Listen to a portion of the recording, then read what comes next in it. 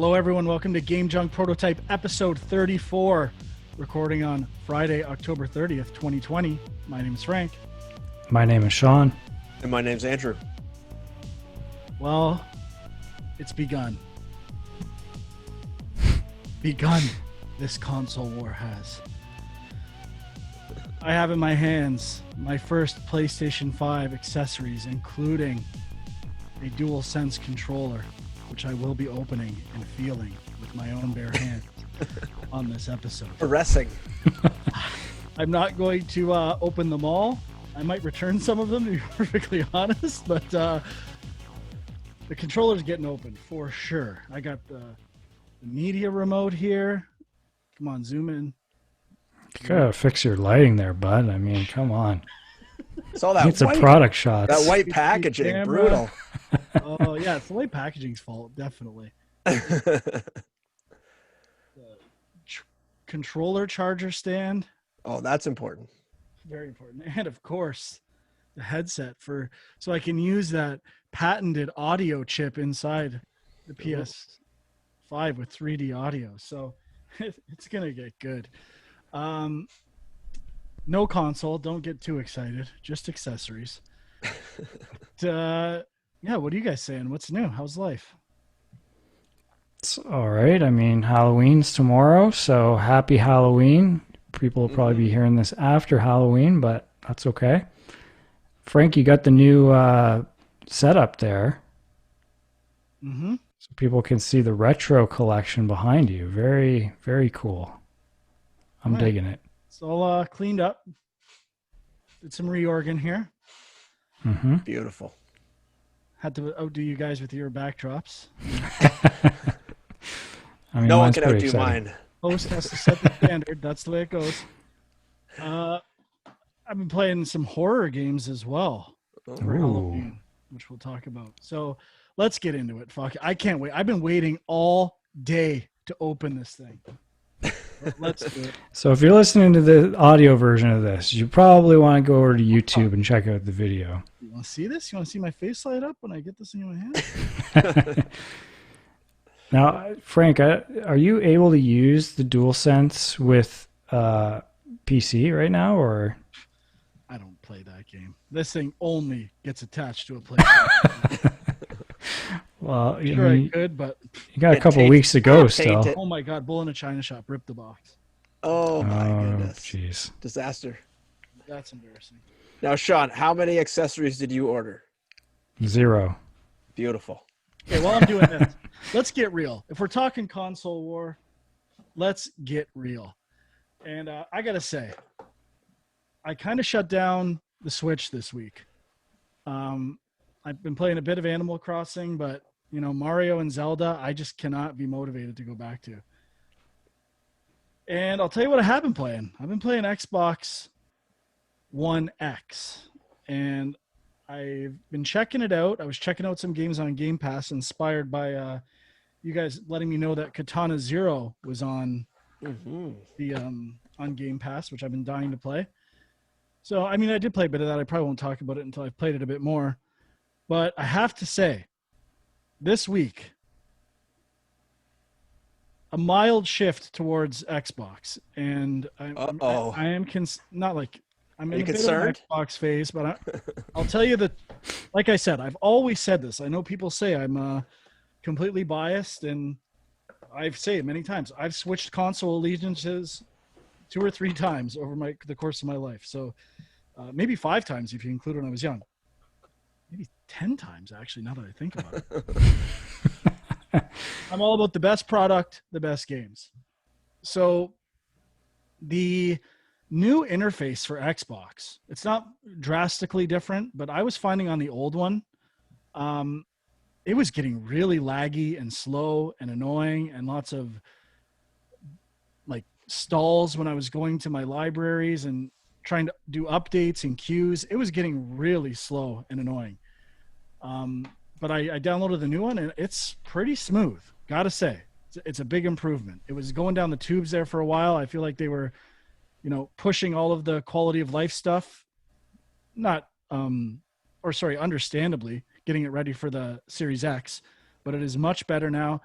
And going against PlayStation, the new store, I know I touched on this during the show when I opened it up for the first time last week. It is awful. I went to look for a game on there and just kind of look and see what was coming out. The new store is one of the worst e-commerce destinations in the history of the world. I hate to be too bold here, but it is awful. It is so muddled. It used to be, even it wasn't great before, but like I could do whatever I want. I could look for deals. I could find games. It's awful. So they need to step up because it is, I know it's not a selling feature, so to speak, but all these minor quality of life things start to add up. So have to say, until I get this controller in my hands, that may change. But this week, light win for Team Xbox in my house. And I so much that I played a game I could be getting trophies on Xbox One's X. Trying to break that. Though. You still will. You'll go back. I might. Now, to be fair, it was a game that I started on PlayStation, and rather than play the first 3 hours again, I'm like, well, if I'm going to play the first 3 hours again, I might as well get achievements rather than trophies. So believe me, I'm doing some math there. It's all good. This all could change in a matter of seconds. I've got the controller. Let's take it out of this little wrapping bag here. It's got some weight to it. Ooh. Back in the PlayStation phase. Boy. Let me feel. Oof. You know, there's always an adjustment period with this stuff. It's triggers are now nice. How much similar to an Xbox controller is it? Because from the images, it looked much closer to the mold of an Xbox controller than a DualShock 4. For me, it really is. I know this is kind of a cop-out, but legit. It feels like it is somewhere right in the middle between the old PS4 and the current Xbox controllers. I will say I've been looking at the Series X controllers, and the I really want to try those triggers. They got like those grips on the triggers. Looks pretty sweet. And I got to say, I was using my Elite controller. How many times have I said I got to say? I was looking at my Elite controller, and the triggers. This is an Elite controller, mind you. The plastic coloring, or the coloring on the plastic, is starting to wear off. $200. You can't even use metal or something that's already colored. You painted the triggers. Good Lord, that's embarrassing. Use one mold, one color, please. Light win for Xbox until you notice that. But anyway, I am eager to get an Xbox One Series X controller in my hand. Now, I've got it in my hand, okay? It feels really good. I think it's... It's currently caressing it. I don't know if it's... I think I prefer the DualShock 4, but I mean, it's not a big gap. Button presses feel pretty solid. You see how loose these buttons are. They feel pretty tight. Triggers are okay, about the same. Bumpers are a little more elevated, which I like, and a little more contoured, I think. Beautiful, beautiful. I won't be plugging this in. The share and options buttons, gotta say, not floating my boat. And the home button, PlayStation button, pretty good. Oh, it's turning on. Want to see it turn on? Oh boy, let's see this. Yeah, let's see the. Oh yeah, look at that. Flashy blue. Ooh, baby. Anyway, I'm pleased. Not gonna lie, I am very pleased. There's a little more grip on it. It's that texture that I talked about before. I need to get my light out here and see if it has the texture that I spoke of. Just how small that texture is. Has Microsoft announced if they're doing an Elite controller for the Series X? Not to my knowledge. Not to your knowledge. Selling it as an accessory. Can't hear you. You're not close enough to the mic. Oh, relax, bud. I'm trying to. Oh no. I'm not going to be able to tell. I don't think it's got the patented button finish on here, like the miniature buttons. Anyway, gotta say, I'm pleased. I'm really pleased. You know what? Let's do one more unboxing just for the hell of it. The one thing I know I'm going to keep for sure, I think, the media remote. I did end up getting the disc-based version, and maybe that'll change, but I'm hoping it's got a nice 4K player. Oh, you know what? I was talking to my friend last night. This has to be brought up. This must be brought up. And it actually brought Team Xbox down a little bit this week. I have a brand new Series X. My friend bought a brand new Series X last year. I mean, 1X. 1X, pardon me. Okay, another point off. It's almost a draw this week. We've almost settled on a draw.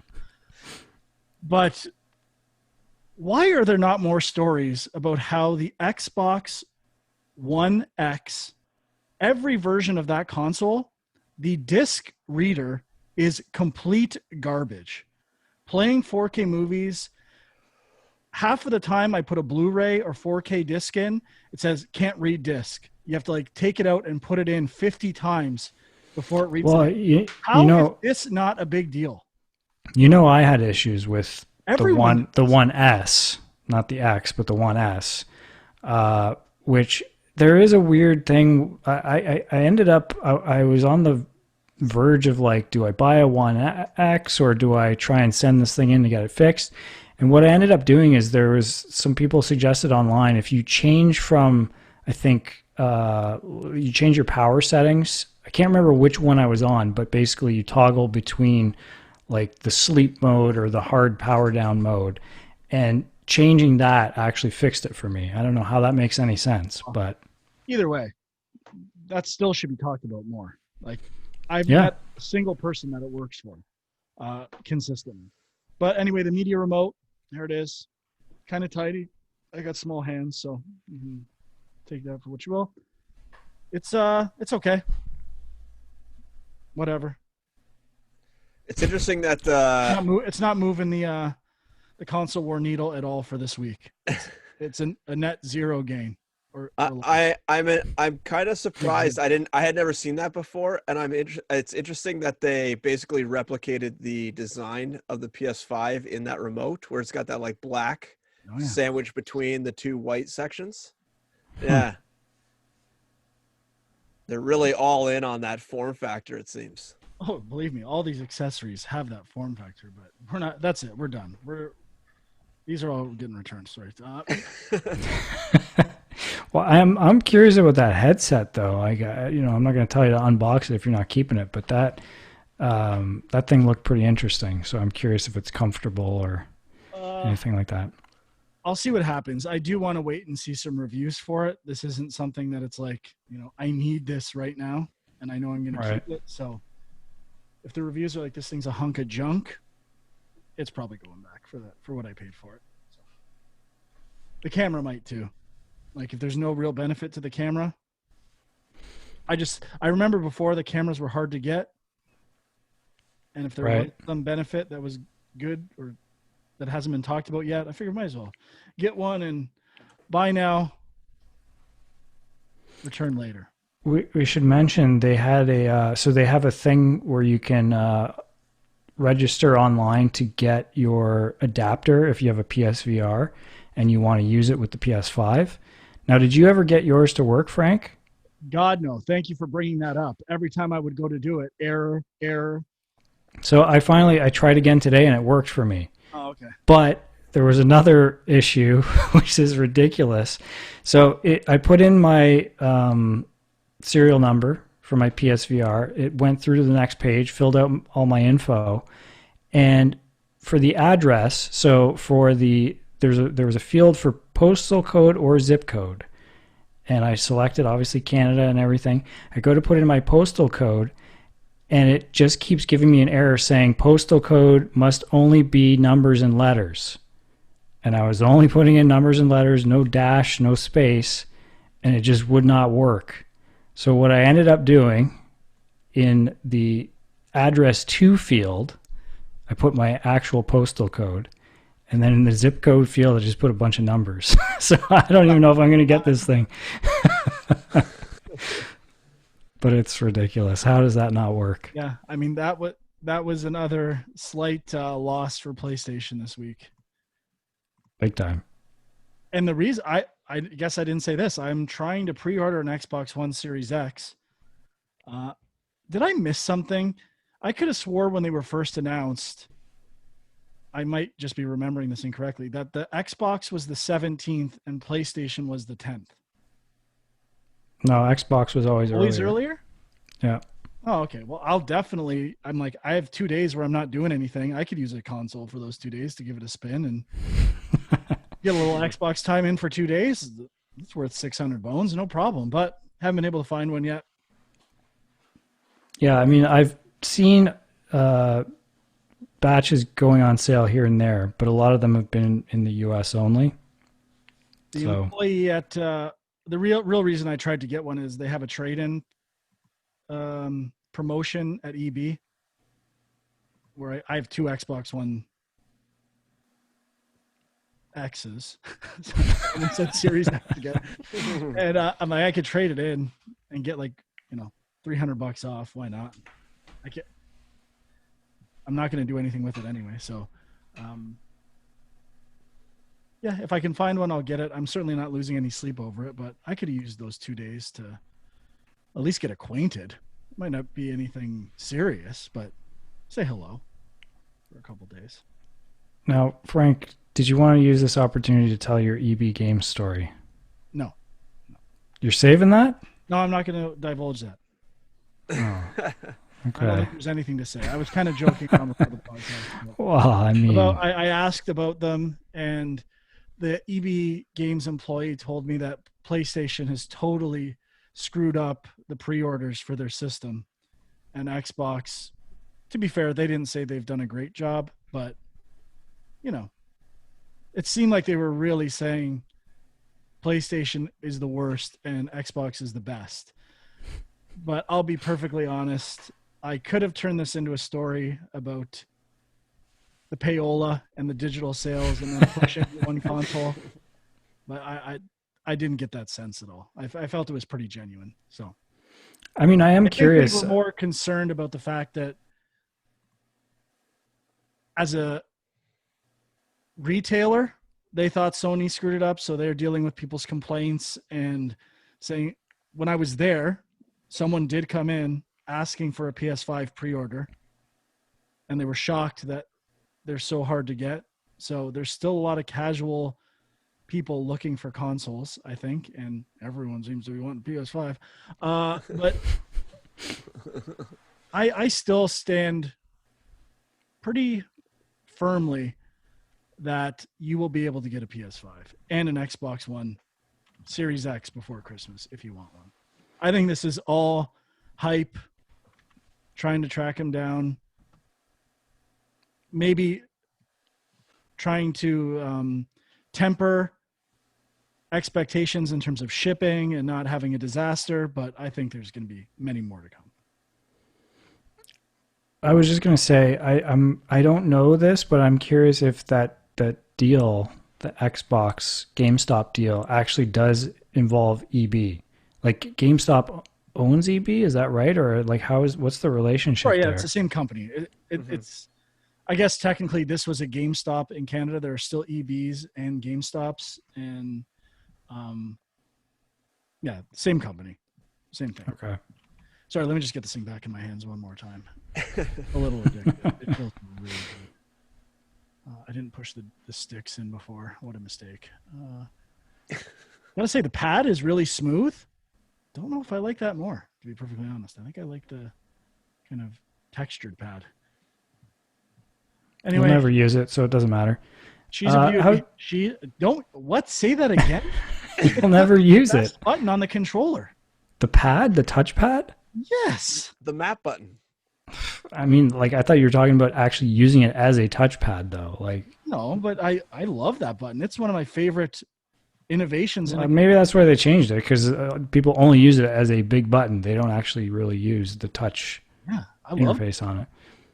Hey, how's the actual packaging over there, Frank? Anything special? Like I've seen some Xbox unboxings and the packaging looked pretty cool, I gotta say. About as vanilla as you can get. Literally, white box, nothing inside. Piece of white cardboard inside. That's Sony, it. What are you doing? Who cares? This thing's going in the garbage. Anyway, that's all. Console war update. Complete for this week. We'll see where we are next week. If I'm still playing Xbox or moved on. Yeah, so no real news this week. No, there's no news to talk about. Deal with it. Who cares? Who cares about news? We're in the middle of consoles launching. Sure, some games got delayed. It was already delayed. Whatever. A bunch of stuff about updating games. I have some console news. Spider-Verse costumes, stuff like that. Okay, Huck, take it away. I logged in to my library. I did a search for PS5, and lo and behold, they have now ordered all of the launch PS5 games. So I immediately put them all on hold and then suspended my hold until 2021. So I will be first in line whenever I decide to actually get a PS5 to get all those games. How does that work? You can put something on hold, but then say when you actually want it? No, you suspend it for like a certain amount of time. And then when that time lapses, then you basically get put in hold, but your place in line updates constantly. So if I get in first, then I'll stay in first until I unsuspend. So basically I'm first in line, and then it'll just skip me and go to the next person forever. But then when you unsuspend, you'll stay in that spot? Yeah, I stay in first, and then I get it right away. Wow. It's glorious. Gaming the system here. Oh, of course. I'm addicted to the library. That's the Very news. Impressive. The big, shocking news of the week. Well, I mean... I just got to ask. You didn't... you did mention they ordered Series X games as well. You didn't put those on hold? I did. You did? Oh. Who do you think this guy is? Come on, bud. That might be an indicator. Though they did have less. They did have less of the Series X games because PlayStation 5 has like Pathless, Godfall, like all the exclusives, Spider-Man. That obviously Xbox doesn't have. So there was more for PS5. But, yeah. You could also make the argument that if they have Xbox One games, they will just work anyway or get up converted, I think. Right? Yes, potentially. I'm not sure exactly how that works, but yeah. Yeah, me neither. All right, moving on. Let's talk about what we played. We've all played some stuff. So, Sean, take it away. Well, okay, I got one Halloween-related thing and one non-Halloween. I'll start with the non-Halloween, which is just I tried out the demo for Hyrule Warriors Age of Calamity, which, this is one of those games, there's not a lot of stuff coming out for Nintendo this holiday season, and I've been kind of thinking about it, and I'm so on the fence with this one. I played a bit of the first Hyrule Warriors for the Wii U, and I don't know, I played a couple levels, and it kind of got repetitive, and I ended up trading it in and never went back to it. But then with this one, tying it into Breath of the Wild, it's kind of a cheap ploy, but it kind of got me interested. And so the story it is a prequel to Breath of the Wild. Obviously the art style is like Breath of the Wild, the characters, enemies, all stuff from Breath of the Wild. So I played... You're the champions, all the different champions fighting up into the battle with Calamity Ganon or whatever? Right. And so I played the first level. Actually, I was surprised the demo is not just the first big battle. Like, there's more to it. You kind of get into the overworld map and can do more stuff afterwards. But I kind of just did that first big battle, and you can control Link and Impa, I believe. And, as with the last time I played the original Hyrule Warriors, it's pretty fun right off the bat. Like, you're very powerful. You're wading into like hordes of enemies and smashing them around, and you've got all kinds of like power attacks, and you can use some of like the magic stuff from Breath of the Wild, like the I forget what they're called, but like the ice block and stuff like that. You can throw bombs. So I mean, you got a lot of stuff that you can do right off the bat, and it's fun. But then after a while, you start to think, okay, where do you go from here with this game? Because it is just, for anybody who doesn't know, it's not a Zelda game. It's not a traditional Zelda game. It's actually, is it Dynasty Warriors that this is kind of based on? And so it's just like a large scale combat game, and you just kind of button mash your way through hordes of enemies. There's kind of mini bosses along the way that have a little bit more strategy to them. You can play co-op, which it seems like a game that would be a little more fun with somebody else playing beside you. But yeah, I don't know. Like in terms of like cutscenes and stuff, it seems like they're telling, an actual story here. I don't know that that's enough to pull me into this, but I would say based on the demo, I would be like, this is something I'll buy when it goes on sale. But we all know Nintendo games never go on sale, so I don't know. I have a feeling I'm just going to be playing PS5 stuff, and I won't even be thinking about this in a month. But me too. It was interesting. Just I don't know, not amazing. Here's a topic that stems from that I don't think we've really talked about, and that there is going to be a real divide when the PS5 and Series X comes out and companies really start trying to push the envelope with the next gen, and Switch is going to be left in the dust. And there is going to be a real problem with AAA games trying to get down to the Switch. And the Switch is going to become basically the indie and Nintendo platform only.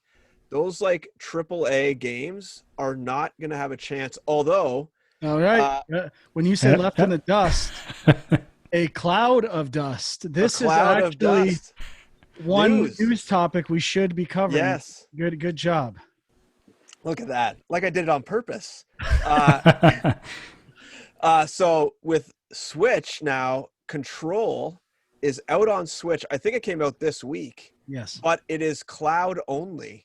So you have to stream it. And I think you get like a 5 or a 10-minute test run of the game on your Switch to make sure your internet is up to par before Nintendo will charge you. So that is a very interesting take on how to handle AAA games on the Switch if it works. And it also opens up, obviously. They don't steal my prediction, which I made months ago. Well, go ahead and make it now then, or repeat it now.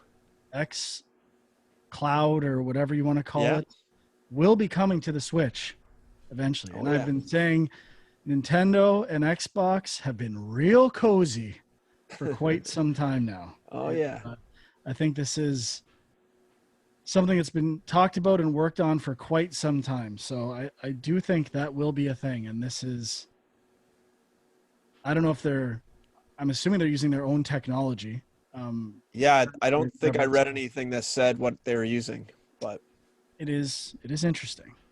Unless is there another? Remember the Game Pass controversy with Control, where I think Xbox, I can't remember who on Xbox, said it was coming to Game Pass, and then they walked it back saying it's not, and then it won Game of the Year, and sales have picked up and all this stuff. So maybe they are letting them kind of pilot the technology and they're working on some kind of deal together. I don't know. It just seemed weird that this kind of got announced before, or a partnership with Xbox, and then all of a sudden, whoa, that's not actually happening. It could have been just a mistake. Don't get me wrong. I'm not saying this is like for sure by any means, but I don't know. I think there's something going on here. Yeah, I think Remedy could be getting purchased. Well, so I was just going to say, so is there, I thought I read, I don't remember, is there another game that does this cloud streaming stuff on the Switch, or is this the first one? I'm not aware of any other ones. I don't know of any others either. So if it's the only one, then do we know if it's Nintendo tech or Remedy tech? do not. I don't think. I haven't read anything that explicitly Hitman 3 says is coming as well. Apparently. What was that? Hitman 3. Oh, that's what it was. Yeah. So it's not out yet, though. No. Yeah, I don't know. It is very interesting, I have to admit. Nintendo, what are you doing? You got a brand like how Xbox brands every technology they have. But the weird thing is, it kind of makes you think, well, what's the point of buying this game on a Switch then? You know what I mean? Like, if you just need a device that you can stream to, like, why does it have to be the Switch? Like, it could be anything. Like, people could be, like, Remedy could put out Control on Android streaming or something. You know what I mean? Like, why not? Well, you need a controller, I would say, is the main reason. Yeah, I guess that is a selling point for sure. I'm assuming you have to, if you're shipping something on an Android, you have to at least be able to play it without a controller as an option. I don't think you can say it's required. So it's the cloud system is handled by some company called Ubitus, Ubitus. I've never heard of it, but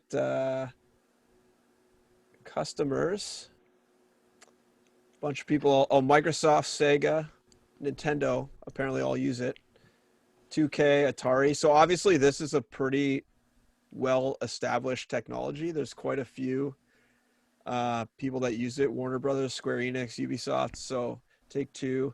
And it looks like the publisher for that game is 505. It looks like they are paying for it, basically. Yeah. So very interesting. It looks like this company also is not just games. It's kind of like cloud computing in general and data virtualization and stuff like that. So they're kind of it's interesting choice. That reminds me also, one other quick little news tidbit that was out there this week was that Microsoft has not ruled out and seems to be kind of planning on potentially releasing some sort of dongle for xCloud at some point. So like, a Chromecast or something that you could just plug into your TV and play xCloud using that, which could be interesting. I mean, it kind of exists already, right? Yeah, I mean, I don't know if you can run an app on a phone. Can you run the Xbox Game Pass app on like a Fire Stick? Because if you can, I guess that's... No, I just mean like if you have an app on a phone, it's doing the same thing. There's no reason why you couldn't bring that to a television. I guess the resolution changes, right? Like that's probably why you need a dongle to be able to support higher resolutions on TV potentially. Maybe, I don't know. Yeah.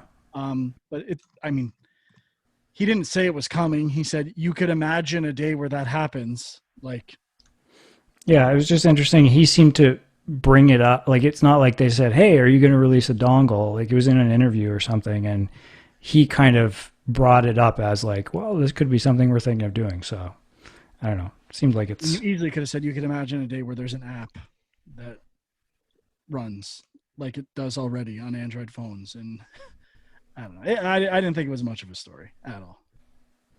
It seems like just a nod to the commoditization of these technologies, or a console-less future, which has been talked about for years. Yeah, I mean, it's basically here, so... I don't think it's here yet. I don't think the quality level is high enough yet. Have you tried out xCloud yet? No, I can't. It's not available on iOS. Well, you might want to check it out. No, thanks. Yeah, it's pretty good. I'm sure it is. I'm not saying it isn't. I guess I tried it briefly at your house once, Sean. Mm-hmm. A long, long time ago. It was a little rough at that point, but I think it's gotten better. It's not bad. As I said, I'll say it again. I hope the technology gets there. I would love that. Just being able to stream games everywhere and not needing huge machines in every room in my house to do this stuff. So yeah. I'm all for this, as long as it works. Yep. Okay, throw it over to Huck, I guess. Okay, I'll start off with the big one. I bought Half-Life Alyx this afternoon and played for about an hour, and this is a must purchase. I mean, it blew me out of the water. It's way better than I thought it was going to be. Just the immersion is so good. The animation, it almost stands like you're standing. It almost feels like you're standing beside someone. Like the animation is just so fluid. The facial features on some of the characters is so high fidelity that it's incredible. Like I didn't think they'd be able to render this much detail in VR. So I don't know if it's just 'cause I have a pretty good computer and I'm streaming it from my computer to my Quest 2 without a cable. So this is even going over Wi-Fi. Now I cranked up all the bit rates and everything to make sure it was super high. And I didn't feel any latency over the Wi-Fi. And everything was good. The only thing I noticed was occasionally when people were talking, the mouse would get out of sync. But I mean, even AAA console games, that happens to sometimes also. So I don't know if that was just a lag thing or if it was just the game. But overall, the controls felt good. Everything was intuitive. I was using the blink, so I didn't get any nausea. There was like some really impressive, just like, I guess you would call them, you know, why am I blanking on the name of this? Just like special moments. What am I thinking of here? Help me out. Set pieces? Yeah, like set piece moments where, like, you know, certain things come in and kind of give you a little scare, and they're just like, because you're in VR though, it's just like right in your face, and you know, there's like explosions and stuff. It's really quite an experience, and I think I'm on chapter 2. I don't know how many chapters there are, and I don't even know how long the game is, but the first hour was really incredible, and everything was intuitive. You kind of like, to get ammo, you basically pick it up in your hands and then you kind of just put it over your shoulder and let go, and that goes into your backpack, quote unquote. And you have to do the whole thing with the gun where you put in the cartridge and then press the button to like load it, like to load it or whatever they call it, cock it or whatever.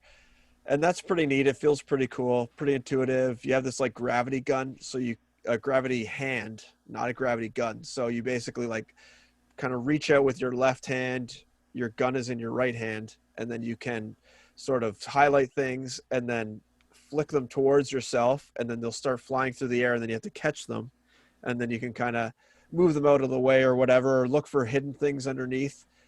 You also have this like multi-tool that you can switch to. So the controls are, you actually click in the stick on your right hand, and then a little in-game UI comes up, and you can, if you move your hand up, it selects the gun. If you move to the middle, it gives you an empty hand. If you move it down, you have like a multi-tool. The multi-tool helps you scan the environment in certain puzzles, which I felt worked really well. And yeah, just really impressed. Lots of like reflections and water and really, really high-end stuff that I didn't think you'd be able to get away with in VR. I mean, I know when I was developing that We Happy Few spin-off VR game, we had basically nothing in the environment and struggled to get it up to 90 frames a second. And these guys are putting in tons and tons of stuff. I totally understand why the Firewatch guys left that company or got bought by Valve and agreed to go to Valve, because this game is really quite something. And it's really incredible. And I don't know how many people have bought it, but it's on sale right now on Steam for the Halloween sale for 25% off.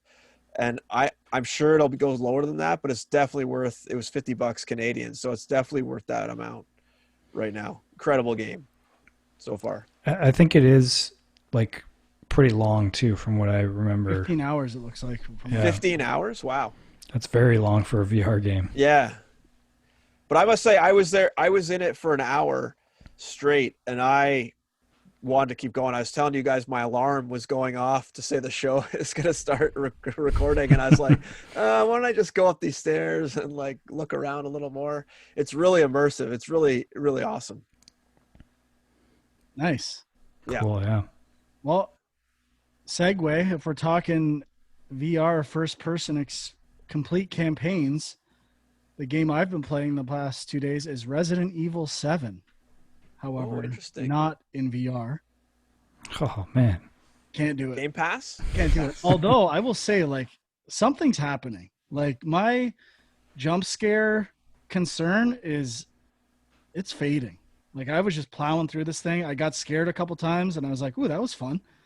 Like you're turning into a full-blown horror head here, I don't man. know about that, but it's not bugging me at all. And I've just kind of been going with the flow. So I briefly played it when it came out initially and then never finished it. Did either of you finish this game? No. I haven't even tried it. I haven't installed because it's on Game Pass now, but I haven't given it a go yet. That's what I'm playing it through. I had played Resident Evil 2 and 3 remakes that came out over the past year or two. And I will say, Resident Evil 7 is awesome.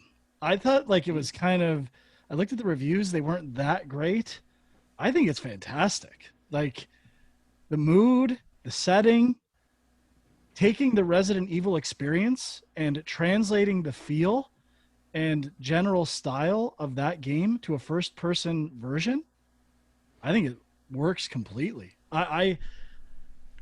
Again, I'm reminded these it's not a long game, but there's lots of moments. I'm always kind of doing something new. I don't know. I'm loving this game. I kind of had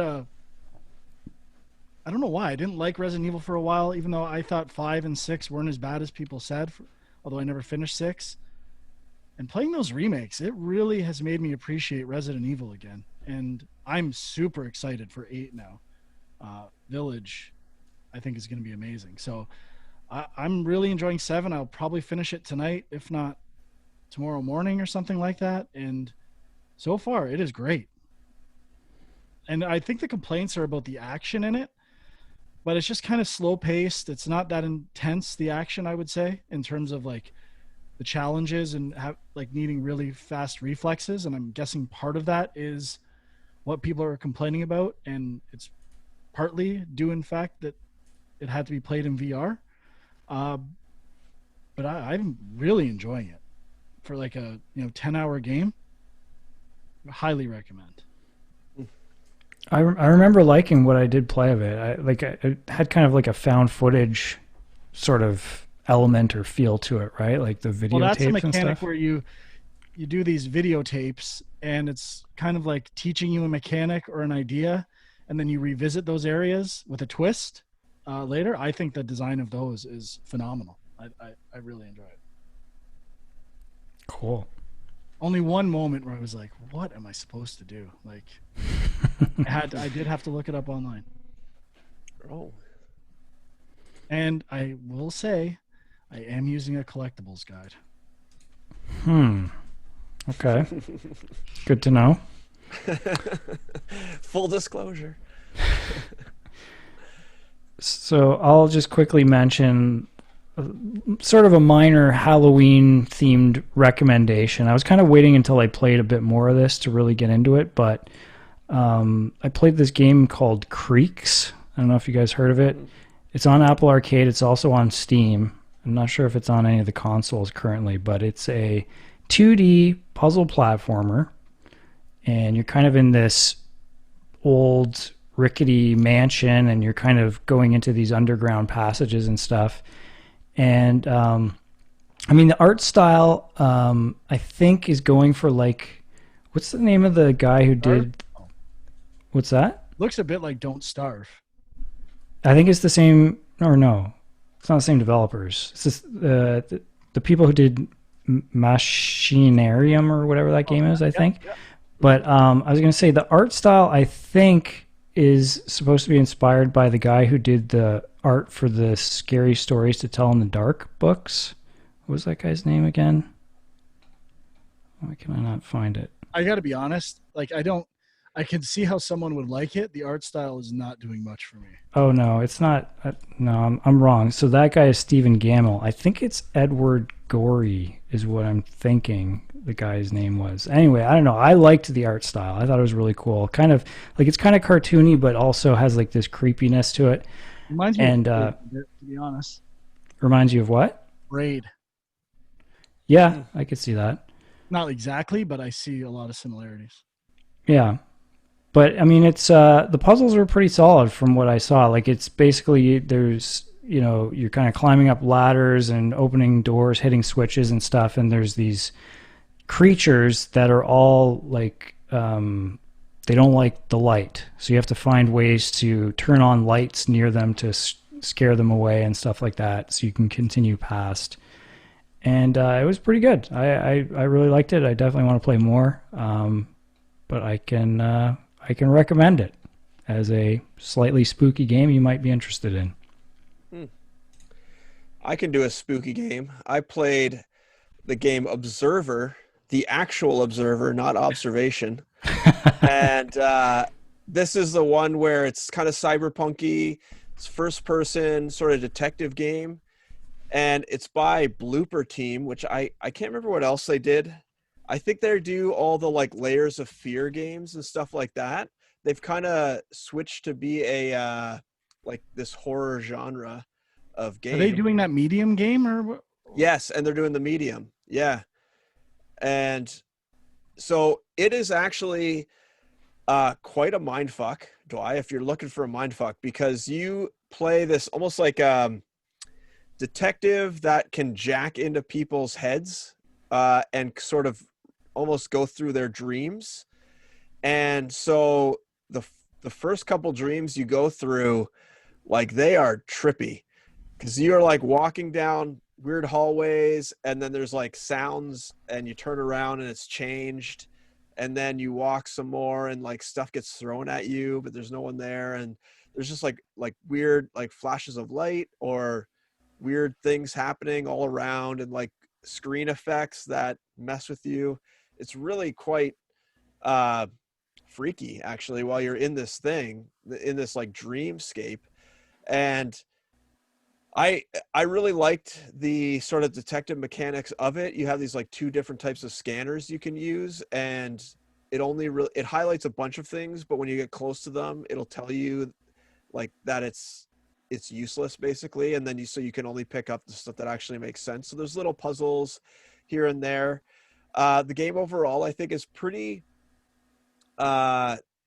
it's almost more like a walking simulator in that there's not many characters you could talk to. A lot of the characters you talk to, you're in like a hotel or something, or like an apartment building for what I've been in so far.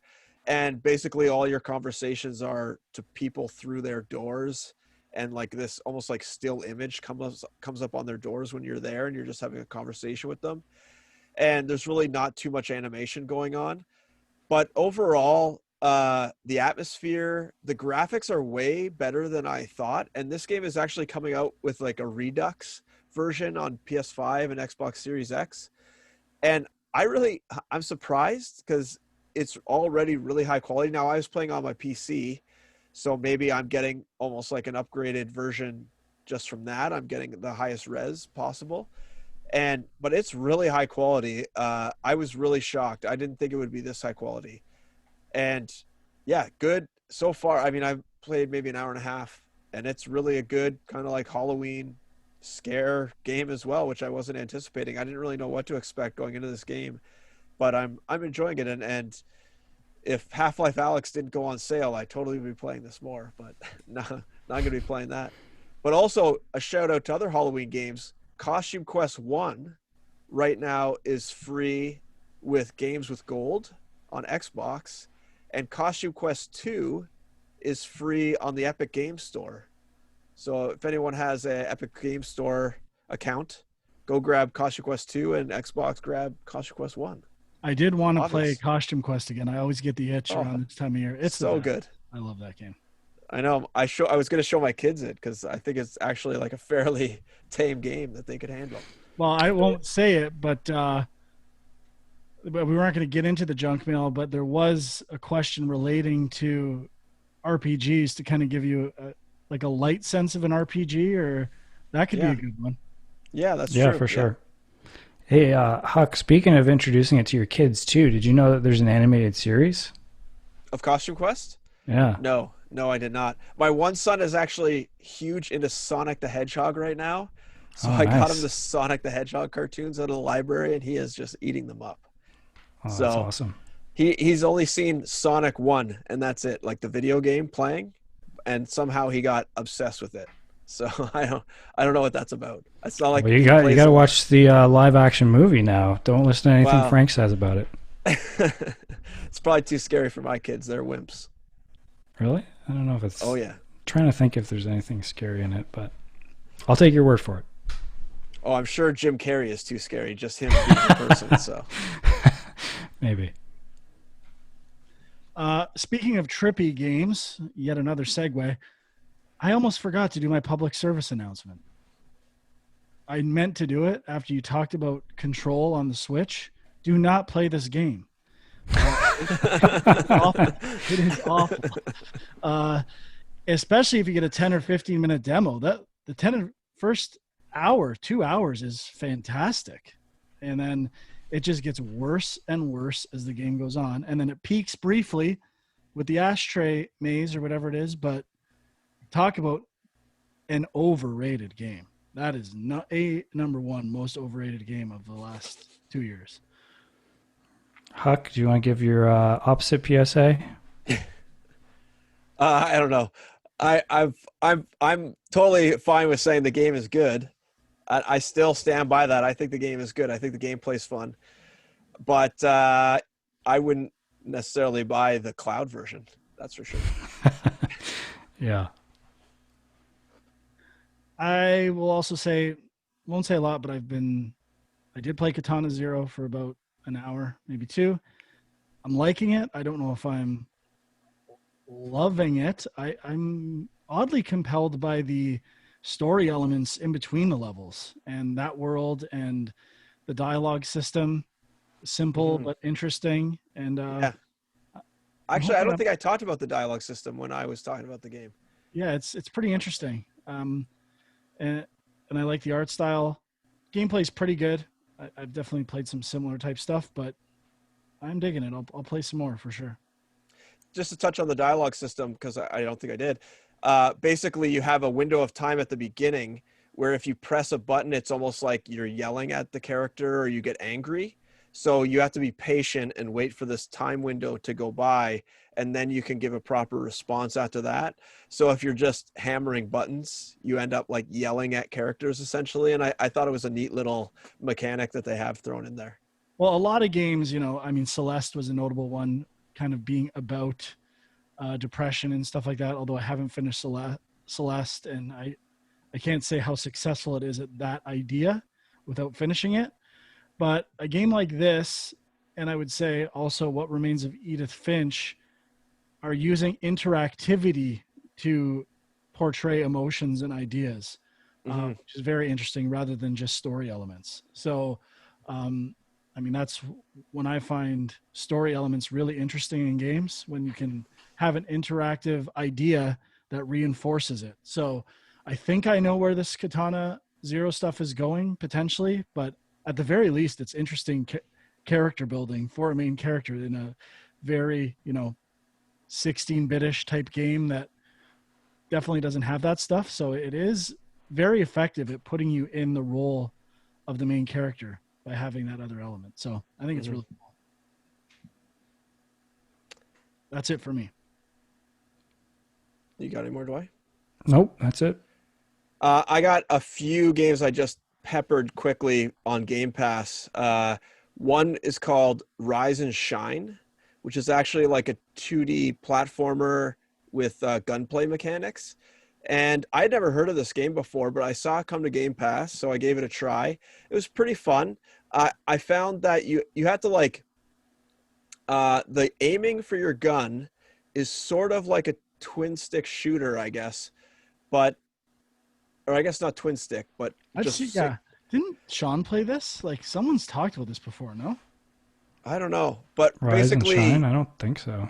Your character's name is Rise and your gun's name is Shine, and you basically have this gun that you shoot guys with, but you kind of like have a mechanic to hide behind things as bullets are flying at you, and then you go behind cover and you can shoot at people. But the thing I found weird is you have to like hold the left trigger to basically pull out your gun, then while holding that, use the right stick to aim and then fire with the right trigger. So there's just like a lot of button presses going on to control the game, which is not necessarily ideal. I don't know why.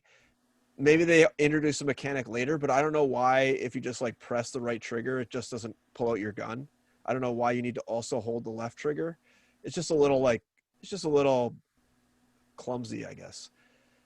And then I tried out RPG that came also to Game Pass called Ikenfall, which is like an 8-bit, almost like Nintendo S style RPG. And I didn't get very far, but it's I guess it's sort of like you are going this. I guess the basic story is you're kind of going to visit your sister or something who is a witch, and you kind of go to this forest that is in this witch land, and you're not a witch, and then you kind of discover you have magic powers as well. That's basically as far as I got, which is basically the first 5 minutes. But it has a interesting battle system that I kind of most compare it to South Park Fractured But Whole.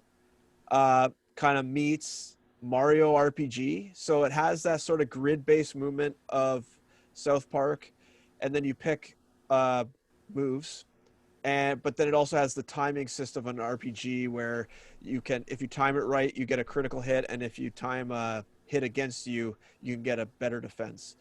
And it seems really engaging, and it seems really good. I will go back to it. I just have not had any time to play it anymore. And then the last thing I touched on was I played Day of the Tentacle. I started playing Day of the Tentacle, which I have played and never gotten very far into. So this time I'm basically just following along a YouTube video as I play and trying to get 1,000 trophy points in as little time as possible. And wow. I must say, I'm really enjoying this game because I don't have to figure out all of this crazy, silly puzzles that they put in about finding glue and then getting some stupid crowbar and whatever. Like, there's just so many crazy things that it would take you years to figure this stuff out. And I had a very similar experience with Full Throttle. Well, all of those Double Fine games came. I'm going to work through them all because I haven't played Full Throttle in a long time. And I recall that one having some pretty frustrating moments. And also Grim Fandango, I've never... So, even with a guide, I couldn't figure out what to do in the final boss. Like, it was... Oh, yeah. I don't even know if I've ever made it there. And then I've never beaten Grim Fandango. I don't even know if I've gotten that far in Grim Fandango. So YouTube will be my guide, and I'll try to beat all those games in the minimal amount of time I can and enjoy it. It's just weird with those kind of games because it's almost like I get, like, yeah, some of those puzzles are so frustrating and you would never figure them out on your own. But at the same time, I almost feel like, what's the point if you're just going to, like, click where they tell you to click? You know what I mean? Yeah. Like, it's not like a...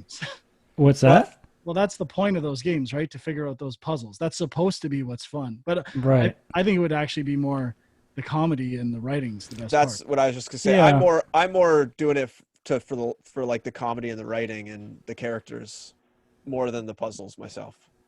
Right. Yeah, that makes sense. And yeah, that's it. I played a bit more Beat Saber and I'm loving that. I am finding that a lot of the songs sound the same, and I almost feel like there's only 10 songs or something in the game.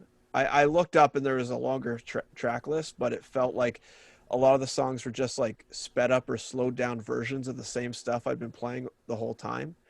I think I'm about halfway through the campaign or so, and it's definitely getting very hard. I finally hit a roadblock where I could not progress where I was failing.